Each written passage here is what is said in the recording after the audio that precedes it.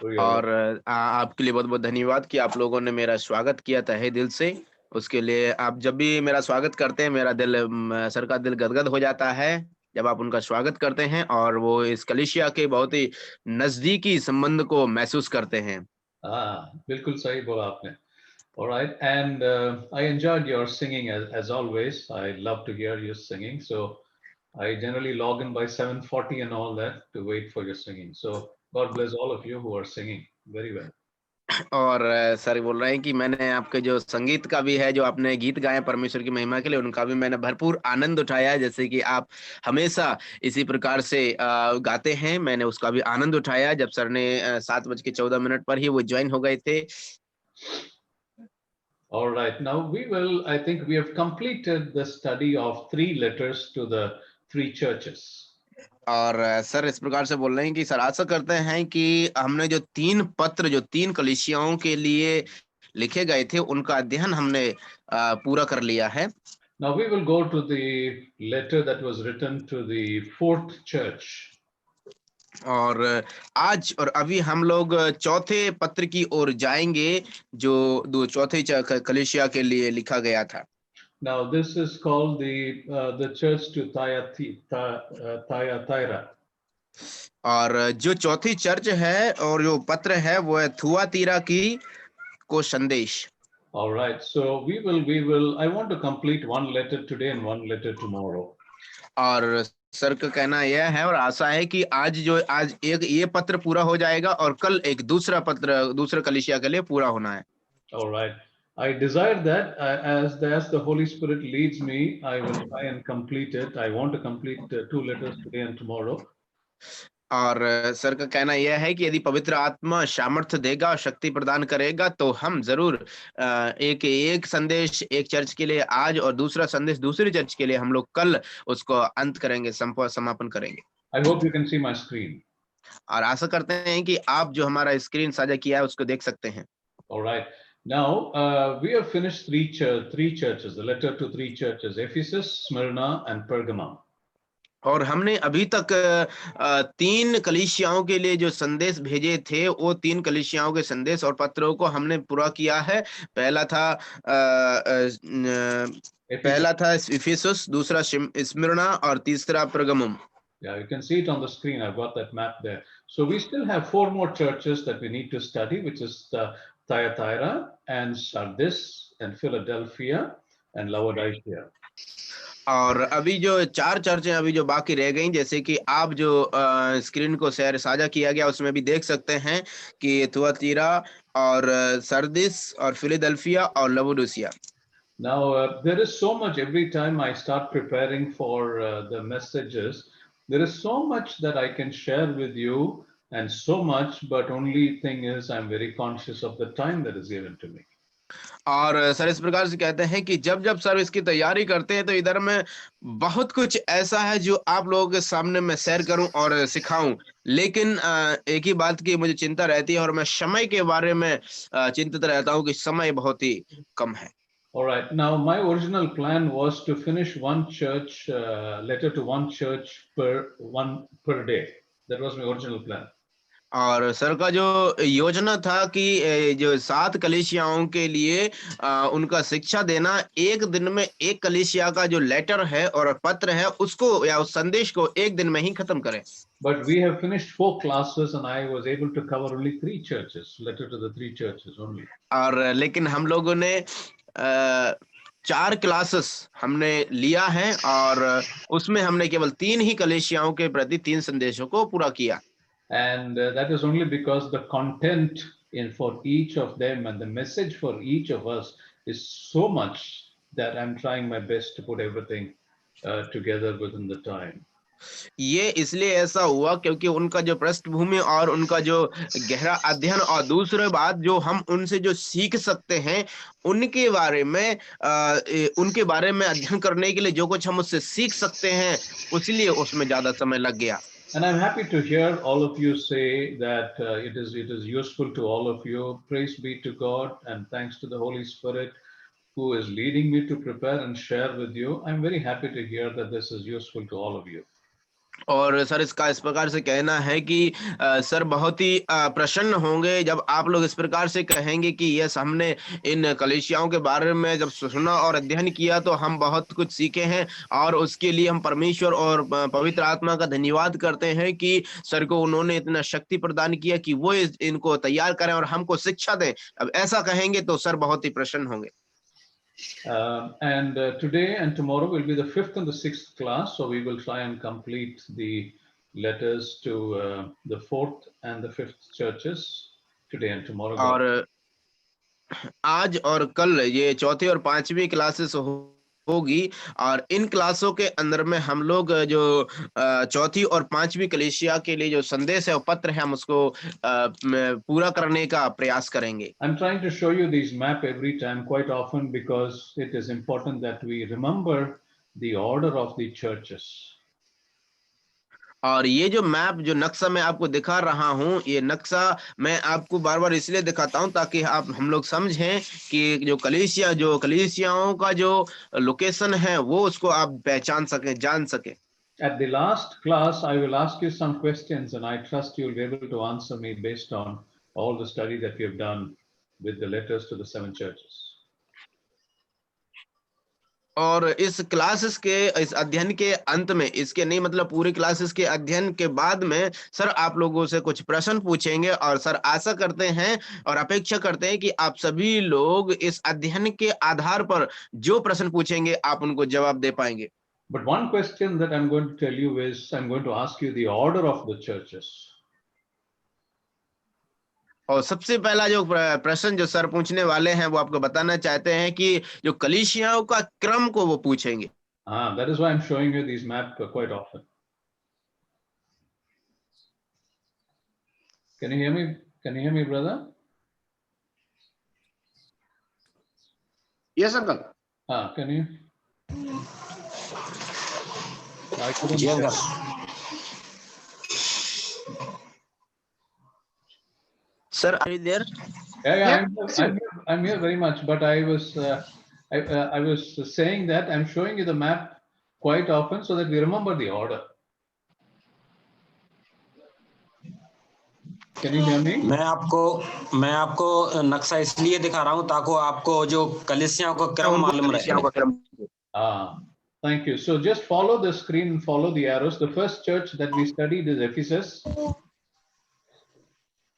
So आप इस क्रम को देखते रहें ताकि आपको याद रहे। दीपू भाई। Yes, ji.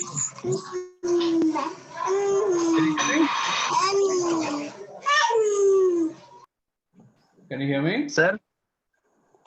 Yes, I can hear you. Yeah, okay. So the first church we studied is Ephesus.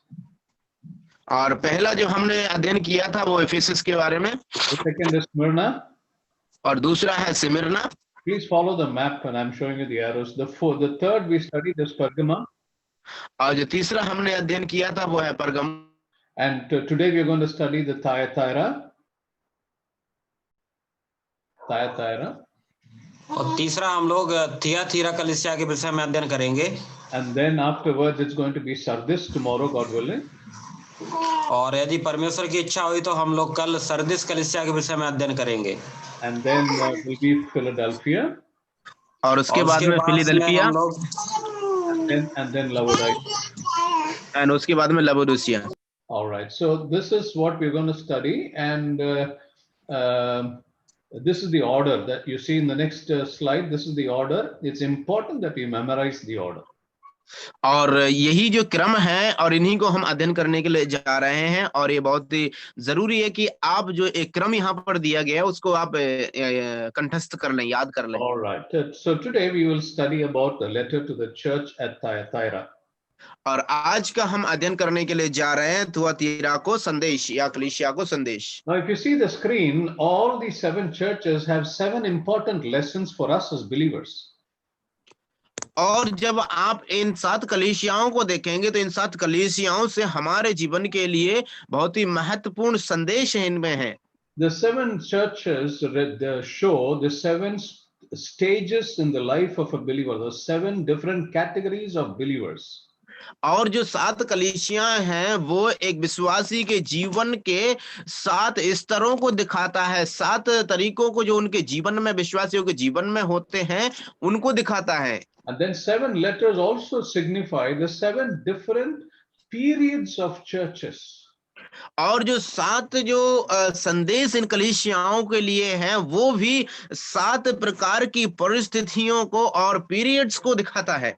All right. Now we have learned that Ephesus means they lost their first love. It's called the loveless church. और सबसे पहला church हमने अध्ययन किया था इफिसुस, जिसका मतलब है प्रेम रहित कलीसिया, जिसने अपना पहला प्रेम छोड़ दिया। The second church we studied was Smyrna, which is the persecuted church. और जो दूसरा चर्च कलीसिया का बारे में हमने अध्ययन किया था, वो एक सताओं से भरी हुई कलीसिया थी। The third one that we studied is Pergamum or Pergamos. It is the compromised church or the licentious church, which I told you. और हमने जो तीसरी कलीसिया जो परगमोस है, उसके बारे में हमने अध्ययन किया था, और वो एक दूसरे के साथ में वो कॉम्प्रोमाइज करने वाली कलीसिया है। The fourth church we're going to study today, Thyatira, is the corrupt church. और जो हमने आज की जो कलीसिया, जिसका हम थुआतीरा कलीसिया के बारे में अध्ययन करने के लिए जा रहे हैं, वो एक कपट से भरी हुई और भ्रष्टाचार से भरी हुई कलीसिया है। And the next church tomorrow, God willing, that we're going to study is the letter to the church in Sardis, that is the dead church.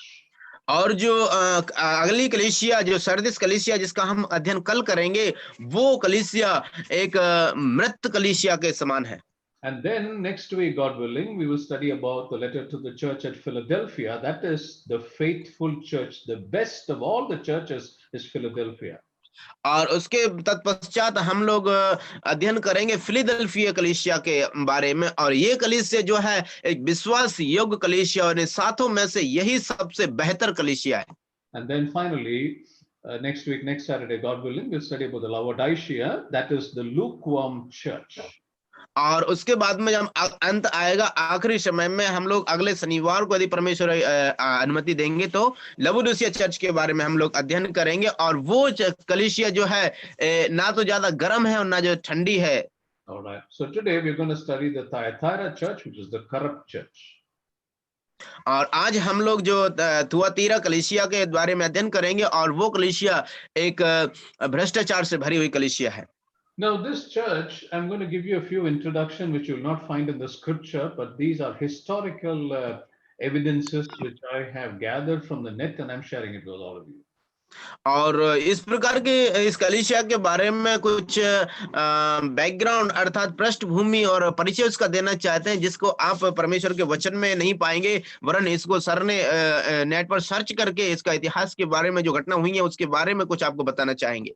All these 7 churches belong to the first century communities. और जो सारी कलीसियाएं हैं वो पहली सत्ता की जो ईस्वी का जो टाइम था, उसी समय के बारे में वहां पर वो संबंधित रखती हैं। Now, Apostle John is the one who wrote the letter as inspired by the Holy Spirit according to God's word, was one who went against the Romans' faith in many gods. और हम जानते हैं कि इन कलीसियाओं को प्रेरित यूहन्ना ने ही उनको यह पत्र परमेश्वर की पवित्र आत्मा के द्वारा प्रेरित होकर के उनको यह लिखा, और ये उनके जो रोमन साम्राज्य के जो लोग थे, उनके विश्वास और उनके जो मंदिर मूर्ति पूजा थे बहुत सारे, उनके बीच में इस संदेश को लेकर के वहां पर जाते हैं। Yeah. So Apostle John had faith in one God. यूहन्ना को परमेश्वर में विश्वास है, ही परमेश्वर में विश्वास रखने वाले थे। Right. But the Romans had faith in many gods. लेकिन जो रोमन के लोग थे, उनके विश्वास बहुत सारे ईश्वरों में हैं।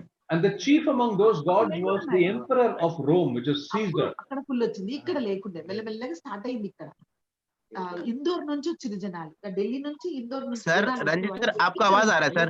లేనే లేకుండే ఒక్కటే। Yes sir, could you please repeat sir? Yeah. And the chief among the gods for the Romans was their emperor, King Caesar. और जो उनके जो रोम के लोगों के बीच में सबसे बड़ा जो भगवान और जो यीशु जिसको मानते थे वो था emperor Caesar, Kaiser. Now, this is one of the reasons why Apostle John was imprisoned in the Isle of Patmos.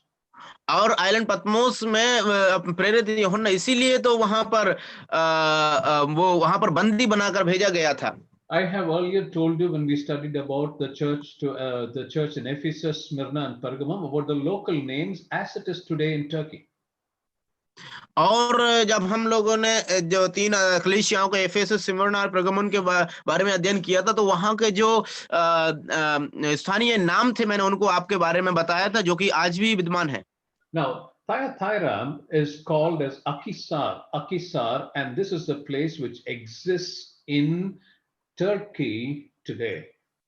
और जैसे कि मैं आज का जो थुआतीरा है, जो कलीसिया है, उसका नाम आक्सिस है, जो कि आज भी उधर में तुर्की के जगहों में अभी भी वो विद्यमान है। It's called Akhisar.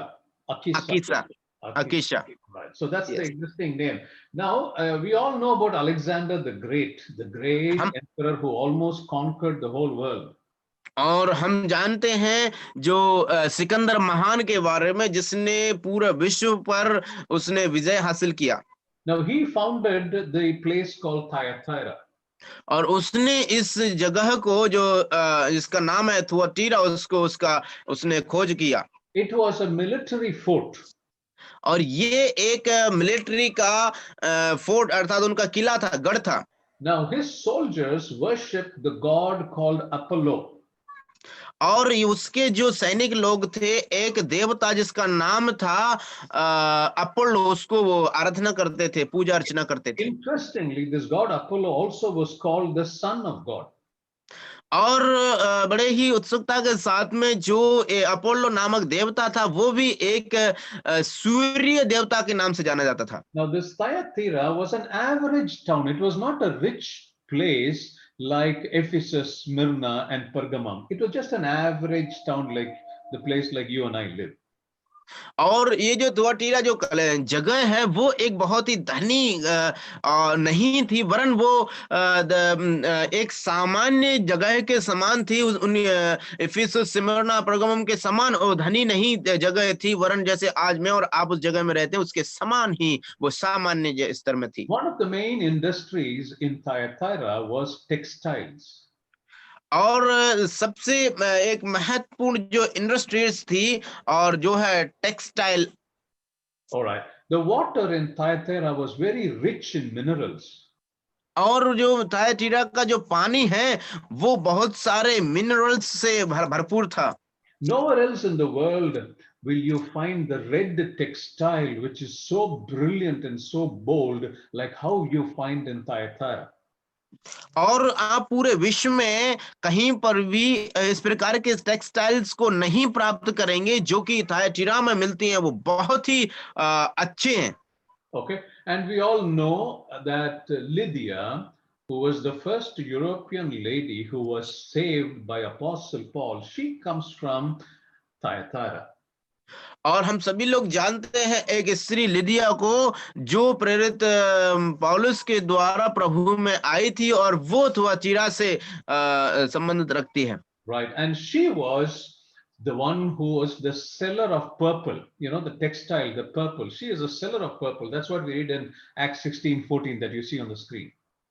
और आप जब उसको वो जो लड़की, वो स्त्री थी, वो पर्पल की जो टेक्सटाइल है उसको वो बेचा करती थी, उसका वो व्यापार करती थी, जिसको आप प्रेरितों के काम 16 का 14 में पढ़ते हैं।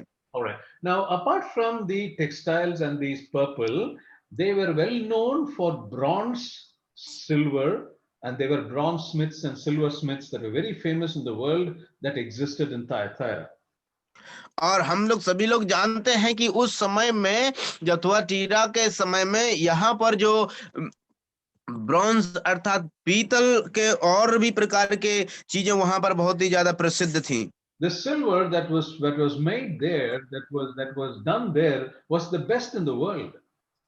और जो भी वहां पर वो बेचा करती थी वो पूरे विश्व से बेस्ट, मतलब एकदम से बेहतरीन चीज को वो वहां पर प्राप्त करते थे। Not only that, the pottery, you make those clay pots and all that. They were well known for making those potteries or the clay pots in Thyatira. और जो हम घड़ा जिसको बोलते हैं वो भी त्वटीरा में बहुत ही प्रसिद्ध एक चीज थी, जिसको बनाने का एक नाम था उसका पूरे विश्व में। All right. Now, so the entire industry of Thyatira was built around something which is known as the trade guilds. You'll find it there on the screen. Trade guilds are something like union, but they are much higher than unions, trade unions. और वहां का जो industries था, जो कंपनियां थी, वो भी उस समय के जो इधर में जो एक नाम को प्रयोग किया गया है, उस जगह का वहां का एक यूनियन था उस समय में, इसको बहुत ही ज्यादा प्रसिद्ध था और वहीं पर वो उसके समय में वो होता था। Yeah, so nowadays we know that in most of the places where factories and companies are there are trade unions. और हम सभी लोग जानते हैं कि इधर में बहुत सारी कंपनियां हैं जो व्यापार की कंपनियां हैं। So in those days also the unions existed, but this was a much higher level of unions that were there. और ये हम यहाँ पर ये देखते हैं कि आज भी जिस प्रकार से व्यापार के जो योजनाएं हैं और जो लोग बनाते हैं कमेटी है, उसी प्रकार से आज भी उस समय में भी तायचीरा में भी इसी प्रकार के जो व्यापारी लोग थे वो भी कार्य करते थे। So they had a textile union, then they had a bronze union, they had a silver union, then they had the pottery union. Like that, they had many trade unions, and those unions were called guilds, Guilds, guilds. और जो guilds कहलाती हैं वो union जो है silver की और पीतल की, तांबा की और मिट्टी की जो यूनियन है, इन सभी को वो लोग उस समय में प्रयोग करते थे व्यापार के लिए। Now these guilds were very important people in the society in Thyatira. और यही जो यूनियन है ये वहां की तायटीरा के समाज में बहुत ही महत्वपूर्ण लोग उनमें से जाने जाते थे। They have important religious meetings, they have important functions, everything. They were very, very particular about that. और उनके बीच में जो धार्मिक रीति रिवाज हैं उनके प्रति वो लोग बहुत ही महत्व रखते थे, और उनके जो कार्य थे और जो धार्मिक त्योहारों के प्रति, पर्वों के प्रति वो बहुत ही ज्यादा महत्व रखते थे। Now all these important festivals and religious functions were held in the temple of Apollo. और जो देवता का नाम, जिसका नाम अपोलो नामक देवता के मंदिर में ये सारे फंक्शंस और पर्वों को मनाया करते थे। And they were so important that the whole families of a particular union of that industry used to get together. They used to have fun and frolic, and after that those kind of celebrations were leading to sexual immorality. और जब उसके बाद में मंदिर में जब इस प्रकार के फंक्शंस को, पर्वों को मनाया जाता था, आनंद, हंसी, मजाक और सब कुछ वहां पर मनाया जाता था, और लोग बड़ी हंसी खुशी के साथ में सब कुछ करते थे, और उसके सब करने के तत्पश्चात वहां पर जो कामोचिकता की भावना को वहां पर लोग उसमें तब्दील हो जाते थे। So as a Christian or a believer, if you do not attend these guild functions, they felt that the god Apollo will be very angry with their community and they will not be able to flourish. और इस प्रकार से आप मसीह होने के नाते यदि आप जो गिल्ड के जो त्योहार हैं या फिर पर्व हैं, यदि उनको आप नहीं मनाएंगे या उनके संग नहीं होंगे, तो उनका कहना ये था कि जो अपोलो नामक देवता है वो उन पर बहुत ही ज्यादा क्रोधित होंगे। So if any person does not attend these kind of ceremonies or religious function of a particular guild or a union, if they don't attend it, they will be expelled from the society. और वो इस प्रकार से कहते थे कि यदि कोई भी व्यक्ति यदि धार्मिक पर्वों को यदि नहीं मनाएंगे या उनके संग नहीं जाएंगे, तो वही लोग वहां की जो समाज है उससे वो अलग कर दिए जाएंगे। This would mean loss of job and income and everything for the Christian. और इससे क्या होगा कि उनका जो नौकरी है उसको वो खो देंगे, पैसा है उसको खो देंगे, और उनका गवाही है वो उसको खो देंगे, और वो बहुत कुछ खो देंगे इसके कारण। Right, in Pergamum, when you don't worship their gods, it would mean losing your life. और उसी प्रकार से जब हम परगमन में देखते हैं कि यदि आप उनके देवताओं को झुककर दंडवत नहीं करेंगे तो आप अपने जीवन को खो देंगे। But in Thyatira, if you do not worship their gods or if you do not take part in their religious functions, you will lose your job and you will be put into the worst economic situation in your life. और यदि इसी प्रकार से Thyatira में जब हम आते हैं तो उसमें भी जब आप यदि उनके देवता को आराधना नहीं करेंगे तो आप जो है आपका व्यवसाय जो है या आपकी नौकरी है उससे आपको वंचित होना पड़ेगा और आपको जो आर्थिक की बहुत ही ज्यादा खराब परिस्थिति में आपको डाल दिया जाएगा। Dearly beloved, the situation for every Christian or every believer in the time of Thyatira was to make a choice whether it is the Lord Jesus Christ or his or her job. और हम देखते हैं कि उनके लिए जो प्रभु को जानने वाले लोग हैं उनको आराधना करने से पहले बात जानना होगा कि ये क्या प्रभु यीशु मसीह है क्या कोई और है। All right, that is a very short background. I've cut short many things. There is so much more that I can tell you, but I want to move on from here. और यहाँ से मैं आगे बढ़ना चाहता हूँ क्योंकि बहुत कुछ है जो आपको कहना है लेकिन समय कमी के कारण हम आगे को बढ़ते चले जाएंगे। All right. Now, when we study the book of Revelation, we must keep a few things in mind. और जब हम प्रकाशित वाक्य पुस्तक को जब हम अध्ययन करते हैं तो हमको कुछ बातें हैं जिनको हमें अपने मन में और ध्यान में रखना है। There are two parts when we study the book of Revelation.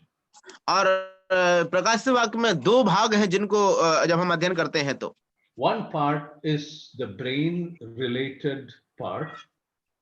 और पहला जो भाग है वो है माइंड या दिमाग से संबंधित।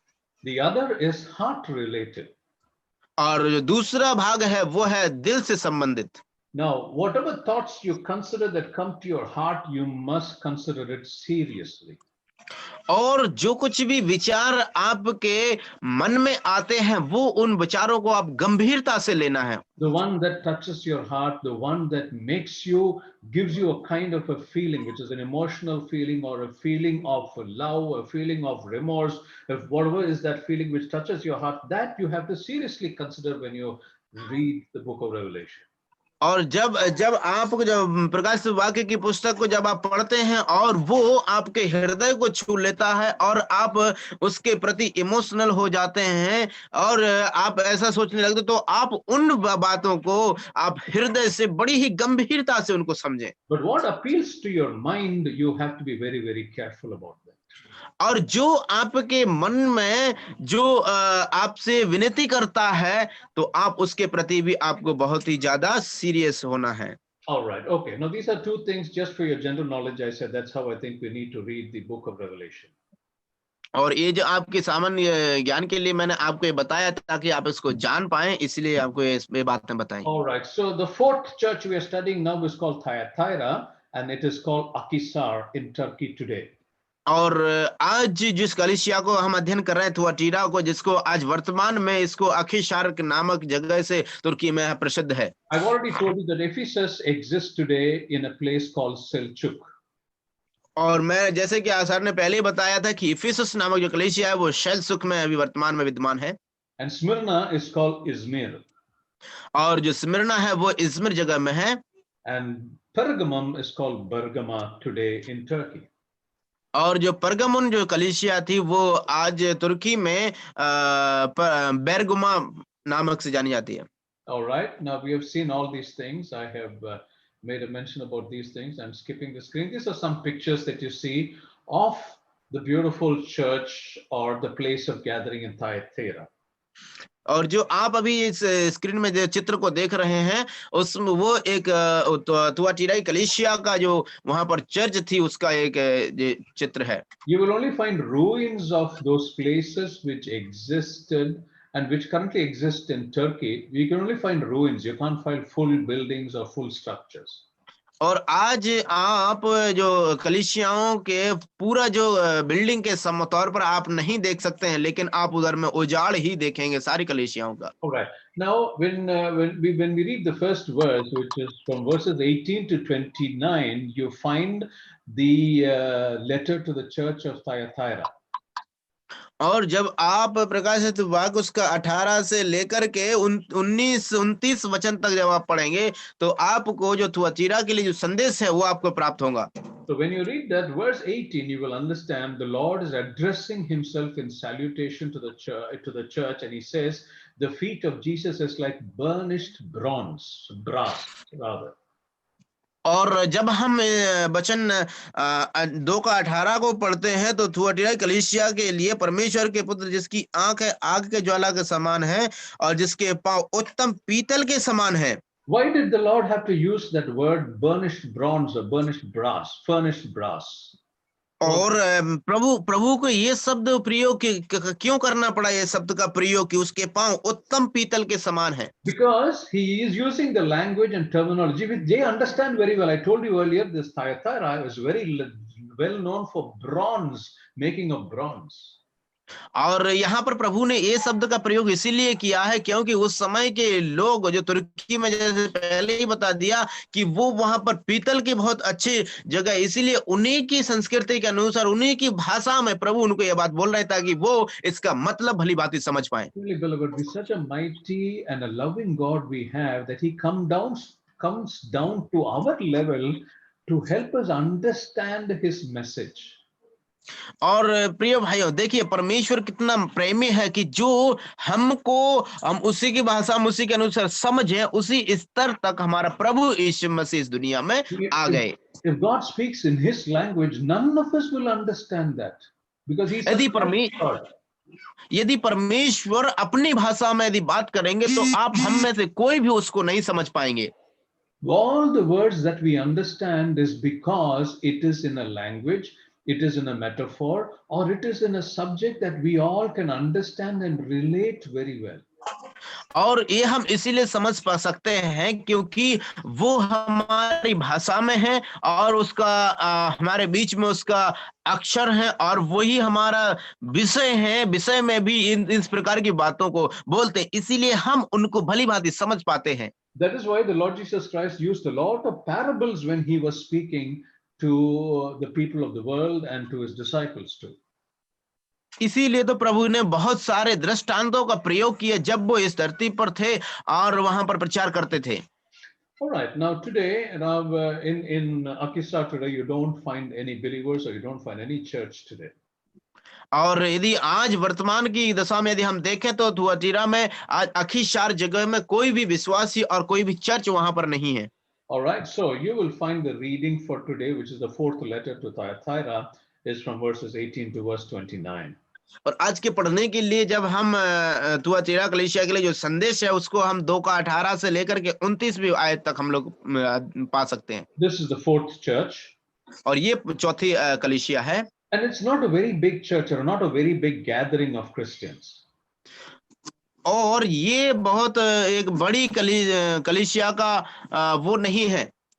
But you find this is the longest letter that is written to the church at Thyatira. और लेकिन आप इसको पढ़ते हैं कि ये बहुत ही लंबा एक संदेश जो थुआतीरा कलीसिया के लिए लिखा गया था। All right. Now all the letters to the churches have two implications. और हर एक कलीसिया के संदेश के पीछे दो हमारे जीवन के लिए प्रायोगिक बातें उसमें मिलती हैं। One is a local application. पहला है एक स्थानीय या local application. Meaning, when Apostle John wrote the letters, these churches existed at that time.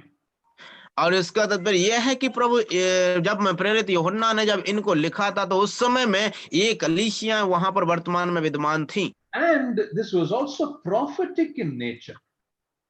और इनका एक स्वभाव जो है एक भविष्यवाणी के तौर पर भी था। Which means there were different 7 church ages. We are one. We belong to one of the church age now. और ये जो कलीसिया इनका जो नेचर जो स्वभाव था वो एक ही कलीसिया के समान था। So remember this, keep this in mind. Whatever I've learned, I'm just passing it on to you. First is, when Apostle John wrote the letters, those churches like Ephesus, Smyrna, Pergamum, Thyatira, Sardis, Philadelphia and Laodicea, all of them existed at that time. और जब प्रेरित यूहन्ना ने जब इन पत्रों को लिखा था तो उस समय में ये सारी कलीसियाएं इफिसुस से लेकर के इफिसुस हो गई, स्मिर्ना हो गई, परगमुन हो गई और थुआतीरा हो गई, सरदिस हो गई और फिलाडेल्फिया और लवोदिकिया, ये सारी कलीसियां वर्तमान में उस समय उनका अस्तित्व था। Very good, Zito. I think you memorized the churches in order. I appreciate that. Thank you very much.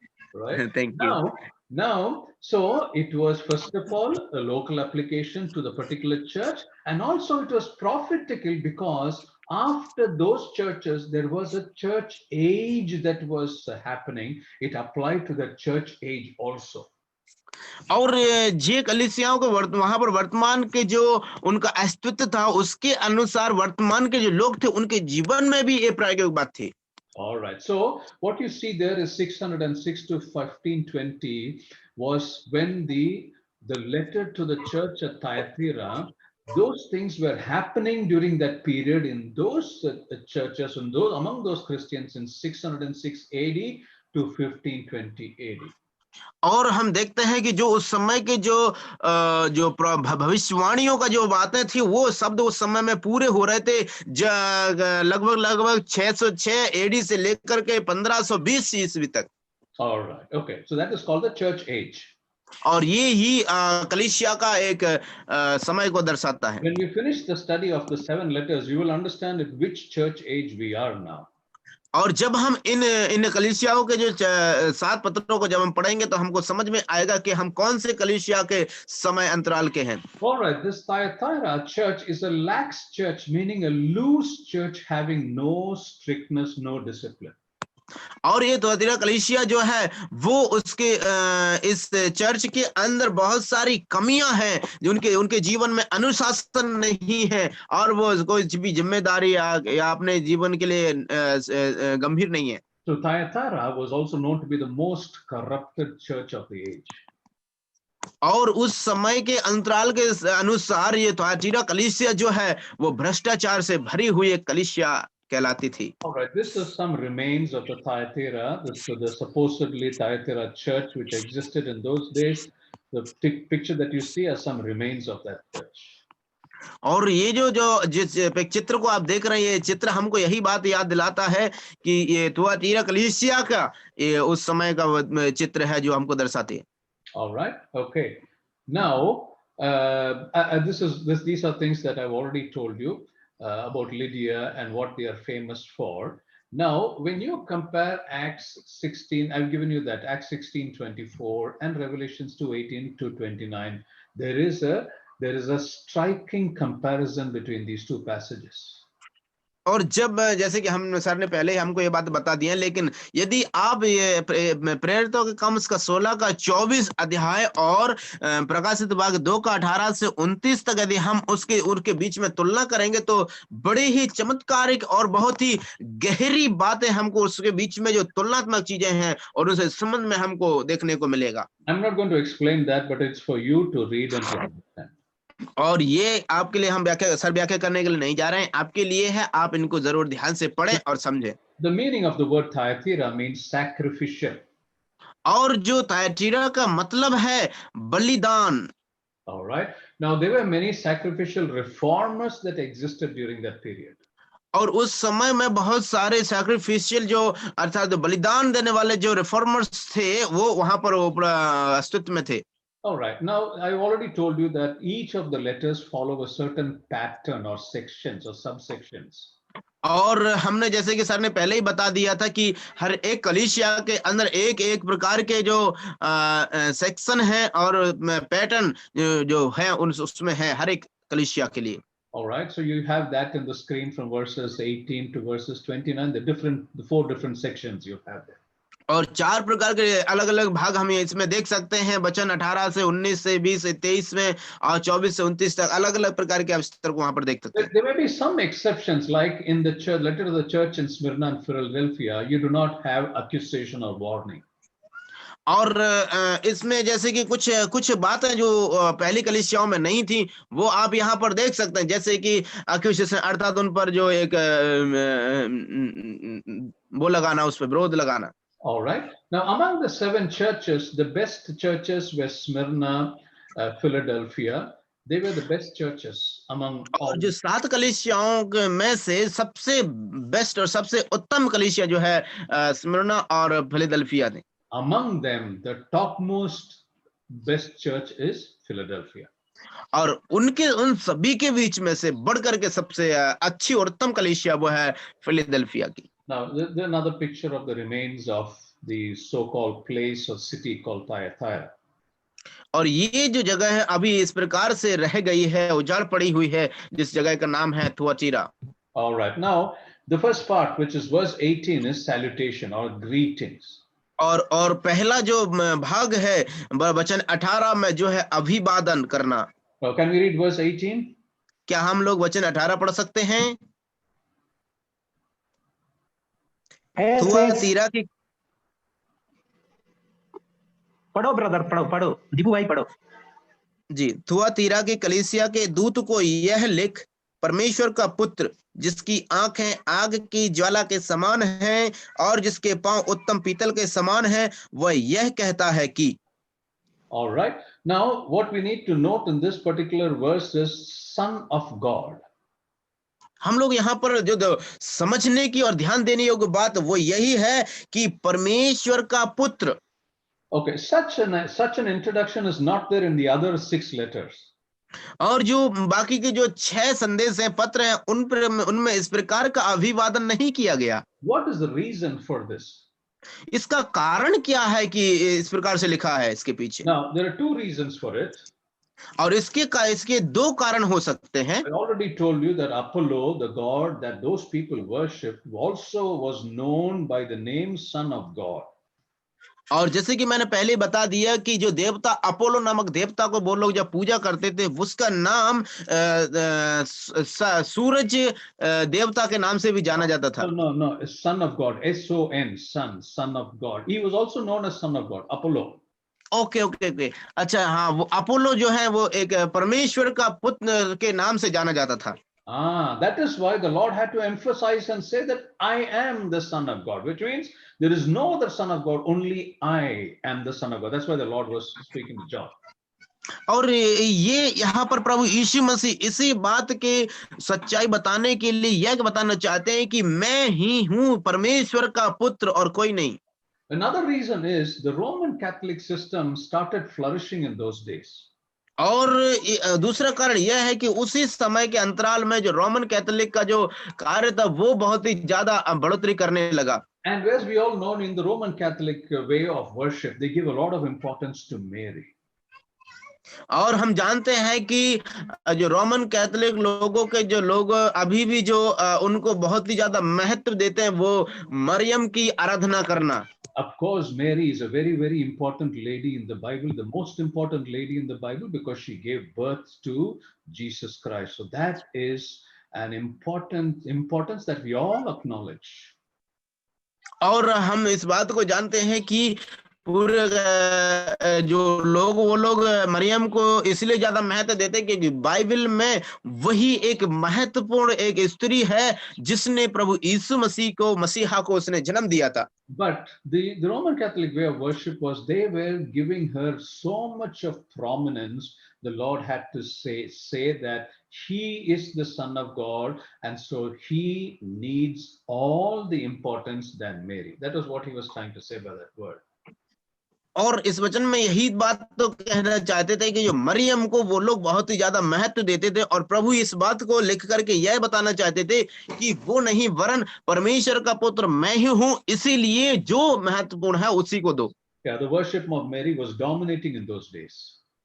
और उस समय में मरियम का जो आराधना करना बहुत ही विद्वान था और उस समय में विद्वान था वो। That is why in his salutation he talks about the Son of God and he draws attention only to himself and to no one else. और इसीलिए यहाँ पर जो परमेश्वर का पुत्र के बारे में वो बताना चाहते थे, प्रभु ने इसलिए कहा कि तुम मुझे ही, मैं ही परमेश्वर का पुत्र हूं और उनका ध्यान को अपनी ओर आकर्षित करना चाहते हैं। Verse 18 talks about his eyes are like flame of fire. Why did he say that?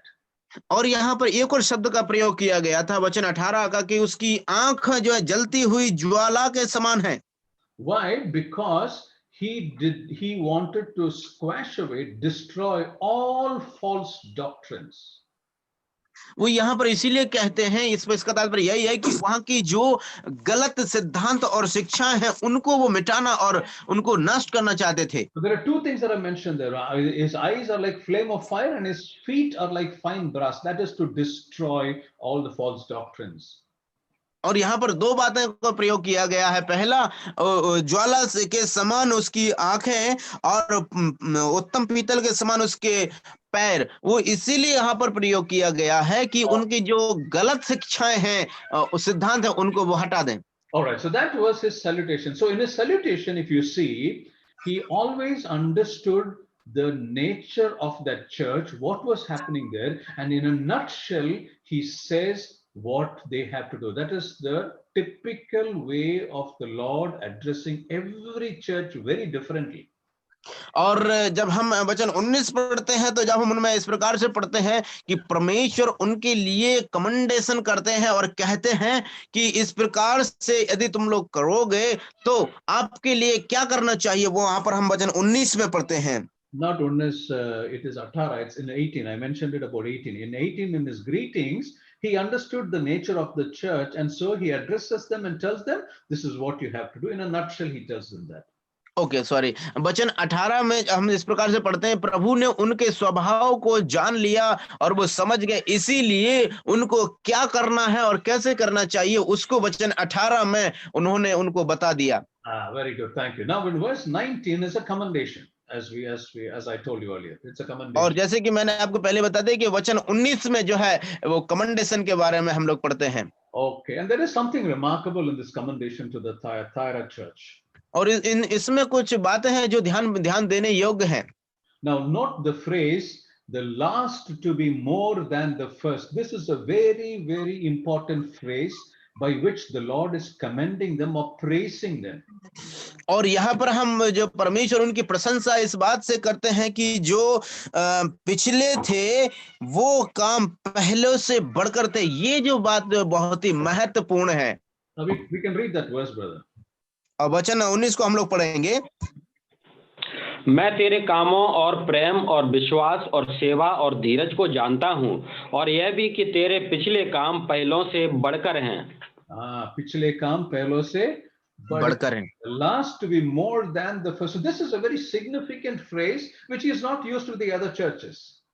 और ये जो शब्द यहाँ पर प्रयोग किया गया वो और किसी कलीसिया के लिए यहाँ पर प्रयोग नहीं किया गया, इसीलिए बहुत ज्यादा महत्वपूर्ण है। What is the meaning of this? The last to be more than the first. और इसका तात्पर्य क्या है कि जो पिछले थे वो पहले से भी बढ़कर हैं। I told you every letter to the church applies to the particular church period. It also applies to different types of believers. और जैसे कि मैंने पहले ही बता दिया कि वो ये शब्द जो है दो लोगों के दो स्तर पर लगता है। पहला वो कलीसिया का समय अंतराल और दूसरा वो कलीसिया के अंदर भिन्न भिन्न प्रकार के विश्वासी लोगों के जीवन के लिए। So what is the meaning of the last to be more than the first? और इसका तात्पर्य क्या है कि जो तेरे पिछले काम पहले से बढ़कर हैं। Every church or every believer, when they start in the beginning, they start so very positively. They are so excited and they want to do a lot of things. और जब वो लोग प्रभु में जब वो लोग शुरुआत करते हैं तो उनका जो पहला शुरुआत होता है तो उस समय में वो बहुत ही ज्यादा उत्तेजित होते हैं और उत्तेजना के साथ में प्रोत्साहन के साथ में वो आगे बढ़ते जाते हैं बड़े ही चाहत के साथ।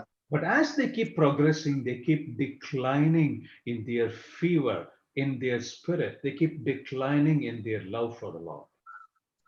और इसी जब वो लोग जैसे आगे को बढ़ते जाते हैं तो उनके जीवन में परमेश्वर के प्रति प्रेम और समर्पण की कमी आती जाती है और नीचे ही वो चले जाते हैं। Right. This is normally what happens. और यही तो आजकल साधारण तौर से सामान्य हो रहा है। But what was different in Thyatira, it is just the opposite. It is just the ulta that happened to the church at Thyatira. लेकिन यहाँ पर इसके प्रति जब हम देखते हैं थुआतीरा में इसके उल्टा हो रहा है, टोटली इसके उल्टा हो रहा है। As the years progressed, their works are increasing than the earlier period. Their zeal is increasing day by day. That is why the Lord was praising them and commending them, saying the last to be more than the first.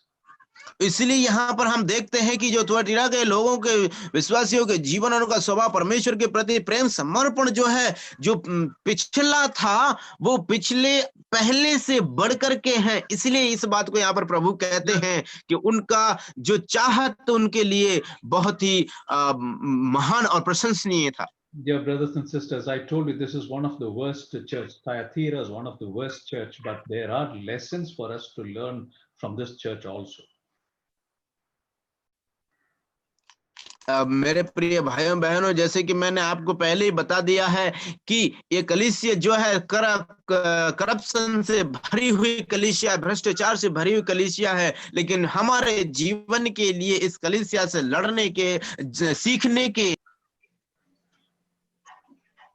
But here what you see, the Lord is saying the last to be more than the first. He's commending that. Do we find that in our life? Is our love for the Lord increasing day by day? Is our ministry for the Lord increasing day by day? Is our interest, is our thirst for Him increasing day by day? That is a lesson for you and me to learn. मेरे प्रियो, जिस प्रकार से यहाँ पर कहते हैं कि जो पिछले पहले से भी बढ़कर होंगे, क्या ये हमारे प्रायोगिक जीवन में आज भी है? मेरा प्रेम परमेश्वर के प्रति क्या बढ़ते जा रहा है? क्या मेरा समर्पण प्रभु के प्रति बढ़ते जा रहा है? ये विषय और ये बात हमारे जीवन के लिए सीखने के योग्य है। Okay, the next picture that you see on the screen is some remains of the Thyatira church. Period. और जो चित्र आप जो दूसरा देख रहे हैं, ये भी उस थुआतीरा कलीसिया के उजाड़ के बाद जो बची हुई जगह है।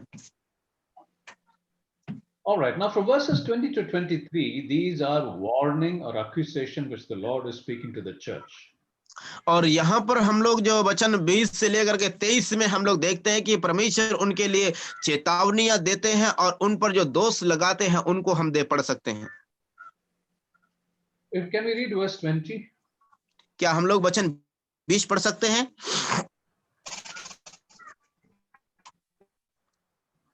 जगवीर भाई। पर मुझे तेरे विरुद्ध यह कहना है कि तू उस स्त्री इजेबेल को रहने देता है जो अपने आप को भविष्यवक्तिन कहती है और मेरे दासों को व्यभिचार करने और मूर्तियों के आगे चढ़ाई गई वस्तुएं खाना सिखला कर भरमाती है। Okay, we do not, there's a name used here of Jezebel. We do not know who this refers to. और जो इजबेल जो है, इसको वो प्रभु किसके लिए यहाँ पर रेफर करते हैं उसको हम नहीं जानते, समझ पाते। Whether there was a person by the name Jezebel who existed during the Thyatira church time. और हम ये बात नहीं जानते कि इजबेल नामक जो एक व्यक्ति है या कोई और है जो उस थुआतीरा कलीसिया के समय अंतराल में वो वर्तमान में था। But some scholars, Bible scholars, say that there might have been a lady by the name Jezebel at that time of Thyatira who was influencing the church or the Christians. और हम लोग यहाँ पर देखते हैं कि कुछ जो बाइबल के विद्वान लोग हैं इस बात से कहते हैं कि जो इजेबेल नामक एक स्त्री थी जो उस समय के विश्वासी लोगों के लिए, मसीह लोगों के लिए वो भरमाती थी। But most of the Bible scholars think that this is metaphorical, which means this is used as an example. The name Jezebel is used as an example to draw a reference for people to understand. That's what is the meaning. लेकिन ज्यादा से ज्यादा लोग, विद्वान लोग इस बात को बोलते हैं कि ये जो नाम इजेबेल नामक है उसको एक उदाहरण के तौर पर लोगों को समझाने के लिए इसका प्रयोग किया गया था। We all know who Jezebel is. Jezebel is the wife of King Ahab, the king of Israel. और हम सभी लोग इस बात को जानते हैं कि यजबेल कौन है। यजबेल यदि हम इतिहास में पढ़ते हैं परमेश्वर के वचन में, तो पहला राजा उसका 16वां का 31 में, 18 का 4 में, 19 का 4 में, दूसरे के राजा 9 का 30 और 37 में वो आहाब की पत्नी है। All right, thank you very much, Deepu. I think those are references that you can read at your leisure time. Not now because of time. So we know who Jezebel is. और हम सभी लोग जानते हैं, जब इन वचनों को पढ़ेंगे तो हम समझ पाएंगे कि इज़बेल कौन है। और She आप took, उनको yes, she took the authority of her husband, the king, और यहाँ पर हम जानते हैं कि इज़बेल ने पूरा जिम्मेदारी अपने राजा की जिम्मेदारी को अपने ऊपर ले लिया, and she caused havoc to the kingdom of Israel at that time. और उसने इजरायलियों के ऊपर बहुत ही जोर से उन पर धावा किया, And she killed the prophets of the Lord. और उसने जो मसीह के जो भविष्यवक्ता कहलाते थे परमेश्वर के, उनको उसने नाश कर दिया, उनको मार दिया। She even threatened to kill Elijah, the great prophet. और उसने जezebel ने एलीसा को भी मारने का उसने प्रयत्न किया। She misused the power of her husband. She took it into her own hands and started going against God and the people of Israel. और उसने अपने पति आहाब की जो जिम्मेदारी को, अथॉरिटी को उसने अपने ऊपर ले लिया था, उसने उसका गलत प्रयोग किया और उसने परमेश्वर के विरोध में उन कार्यों को किया। During the time of Jezebel, idolatry or worshipping of idols was at its peak, the zenith, or it was at its peak. और इज़बेल की जो स्त्री के समय में जो क्या बोलते हैं मूर्ति पूजा करना और जो जैसे गलत कार्यों को करना, उस समय में व्यभिचार जो है एक मतलब जो पीक टाइम पर, मतलब वो एकदम से सबसे पहला कार्य जो सबसे ज्यादा किया जाने वाला कार्य था। Idol worship, देखो, it's not व्यभिचार, it's idol worship. That was at its peak. और जो मूर्ति पूजा करना वही सबसे ज्यादा कार्य करने वाला काम था, वहां पर वो लोग करते थे। And in verse 20 we find that she calls herself a prophetess. और वो अपने वचन 20 में पढ़ते हैं कि वो अपने आप को एक भविष्यवक्तिन का दावा करती है। Why does she call herself a prophetess? वो अपने आप को क्यों एक भविष्यवक्तिन कहती है? Because the church or the Christians in those days have given the importance to a person like Jezebel, so she claimed that she was a prophetess. और ऐसा इसलिए हुआ क्योंकि उसने जो भविष्यवाणी है उस समय इज़बेल के लिए उसने महत्व दिया, इसलिए वो अपने आप को एक भविष्यवक्तिन कहलाने होने का एक दावा करती है। Now, during Jezebel's time, the Queen Jezebel's time, her children, which is Ahasiah, Jehoram, and Athaliah was her daughter, they were perpetrators of evil. They promoted idolatry and many other things. और उसके जो बच्चे थे, जैसे कि उनका बस अहाजिया था और जेरोराम था और अतलिया उसकी बेटी, इन लोगों ने उस समय में जो भविष्यवक्ताओं के प्रति और उन्होंने जो व्यभिचार था उसको उन्होंने बहुत ही ज्यादा प्रोत्साहन किया और उसमें बढ़ावा दिया। All right. Now, in verse 20, you also read that she was instrumental. She was the one who induced the king and the people to commit all kinds of sin.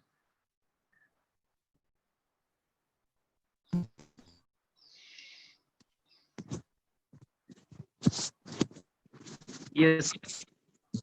All right. I think let me stop here. I think it's 9 o'clock. I don't want to go beyond this. So let me stop here. We will continue, God willing, tomorrow. I will finish this Thyatira church tomorrow.